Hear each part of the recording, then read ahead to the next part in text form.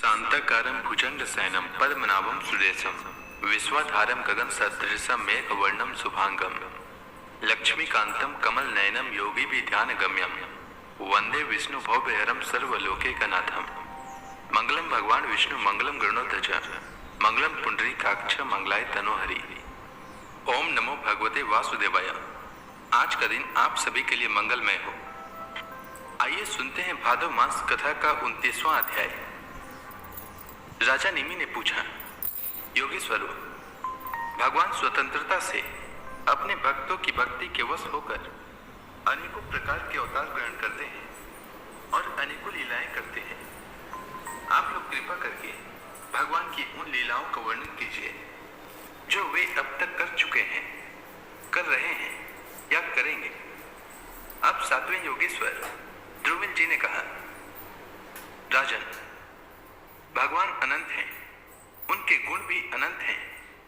जो यह सोचता है कि मैं उनके गुणों को गिन लूंगा, वह मूर्ख है, वह बालक है। यह तो संभव है कि कोई किसी प्रकार पृथ्वी के धूलिक कणों को गिन ले, परंतु समस्त शक्तियों के आश्रय भगवान के अनंत गुणों का कोई कभी किसी प्रकार पार नहीं पा सकता। भगवान ने पृथ्वी, जल, अग्नि, वायु, आकाश, इन 5 भूतों की अपने आप में सृष्टि की है। जब वे इनके द्वारा विराट शरीर ब्रह्मांड का निर्माण करके उसमें लीला से अपने अंश अंतर्यामी रूप से प्रवेश करते हैं, तब उन आदिदेव नारायण को पुरुष नाम से कहते हैं। यही उनका पहला अवतार है। उन्हीं के इस विराट ब्रह्मांड शरीर में तीनों लोक स्थित हैं। उन्हीं की इंद्रियों से समस्त देहधारियों की ज्ञानेंद्रियां और कर्मेंद्रियां बनी हैं। उनके स्वरूप से ही स्वतः सिद्ध ज्ञान का संचार होता है। उनके श्वास प्रवास से सब शरीरों में बल आता है तथा इंद्रियों में ओज। पहले जगत की उत्पत्ति के लिए उनके रजोगुण के अंश से ब्रह्मा हुए, फिर वे आदि पुरुष ही संसार की स्थिति के लिए अपने सत्वांश से धर्म और ब्राह्मणों के रक्षक यज्ञपति विष्णु बन गए। फिर वे ही तमोगुण के अंश से जगत के संहार के लिए रुद्र बने। इस प्रकार निरंतर उन्हीं से परिवर्तनशील प्रजा की उत्पत्ति, स्थिति और संहार होते रहते हैं। दक्ष प्रजापति की एक कन्या का नाम था मूर्ति। वह धर्म की पत्नी थी। उसके गर्भ से भगवान ने ऋषि श्रेष्ठ शांतात्मा नर और नारायण के रूप में अवतार लिया। उन्होंने आत्म तत्व का साक्षात्कार कराने वाले उस भगवताराधन रूप कर्म का उपदेश किया, जो वास्तव में कर्म बंधन से छुड़ाने वाला और निष्कर्म स्थिति को प्राप्त कराने वाला है। उन्होंने स्वयं भी वैसे ही कर्म का अनुष्ठान किया। बड़े बड़े ऋषि मुनि उनके चरण कमलों की सेवा करते रहते हैं। वे आज भी बद्रिकाश्रम में उसी कर्म का आचरण करते हुए विराजमान हैं। ये अपनी घोर तपस्या के द्वारा मेरा धाम छीनना चाहते हैं। इंद्र ने ऐसी आशंका करके स्त्री, वसंत आदि दल बल के साथ कामदेव को उनकी तपस्या में विघ्न डालने के लिए भेजा। कामदेव को भगवान की महिमा का ज्ञान न था, इसलिए वह अप्सरागण, वसंत तथा मंद सुगंध वायु के साथ बद्रिकाश्रम में जाकर स्त्रियों के कटाक्ष बाणों से उन्हें घायल करने की चेष्टा करने लगे। आदिदेव नर नारायण ने यह जानकर कि यह इंद्र का कुचक्र है, भय से कांपते हुए काम आदिकों से हंसकर कहा। उस समय उनके मन में किसी प्रकार का अभिमान या आश्चर्य नहीं था। कामदेव, मलय मारुत और देवांगना, तुम लोग डरो मत, हमारा आतिथ्य स्वीकार करो। अभी यहीं ठहरो, हमारा आश्रम सुना मत करो। राजन, जब नर नारायण ऋषि ने उन्हें अभय दान देते हुए इस प्रकार कहा, तब कामदेव आदि के सिर लज्जा से झुक गए। उन्होंने दयालु भगवान नर नारायण से कहा, प्रभु, आपके लिए यह कोई आश्चर्य की बात नहीं है, क्योंकि आप माया से परे और निर्विकार हैं। बड़े बड़े आत्माराम और धीर पुरुष निरंतर आपके चरण कमलों में प्रणाम करते रहते हैं।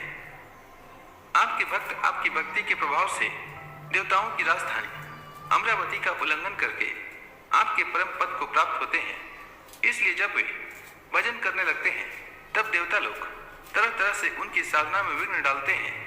किंतु जो लोग केवल कर्म कांड में लगे रहकर यज्ञादि के द्वारा देवताओं को बलि के रूप में उनका भाग देते रहते हैं, उन लोगों के मार्ग में वे किसी प्रकार का विघ्न नहीं डालते, परंतु प्रभु आपके भक्तजन उनके द्वारा उपस्थित की हुई विघ्न बाधाओं से गिरते नहीं, बल्कि आपके कर कमलों की छत्र छाया में रहते हुए वे विघ्नों के सिर पर पैर रखकर आगे बढ़ जाते हैं, आपके लक्ष्य से च्युत नहीं होते।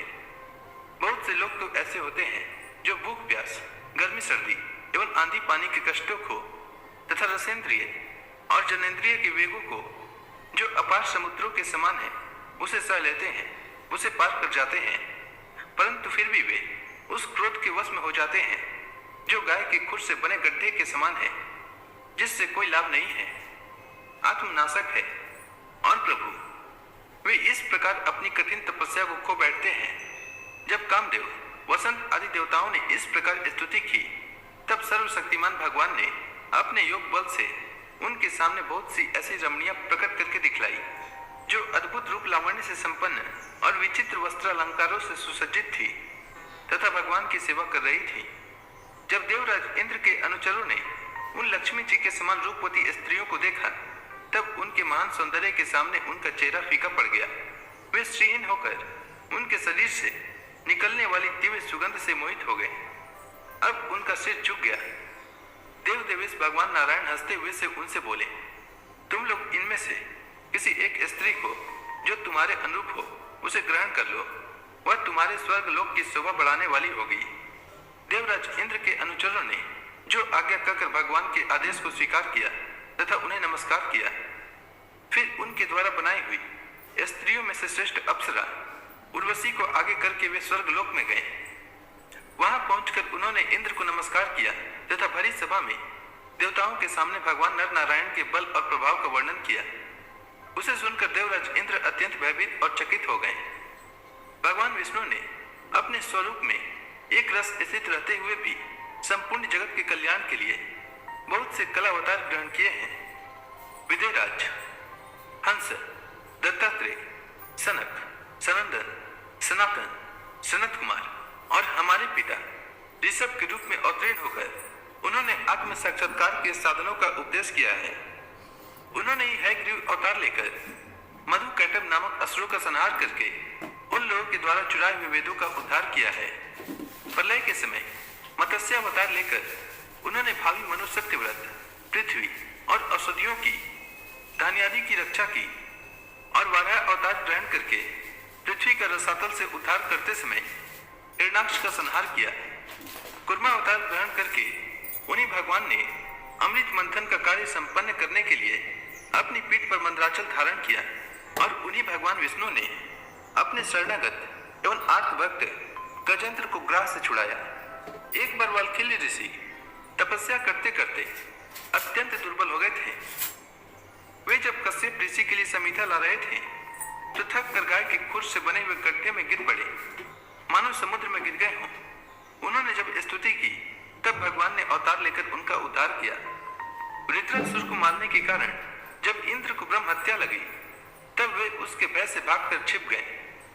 तब भगवान ने उस हत्या से इंद्र की रक्षा की और जब असुरों ने अनाथ देवंगनाओं को बंदी बना लिया तब भी भगवान ने ही उन्हें असुरों के चुंगल से छुड़ाया।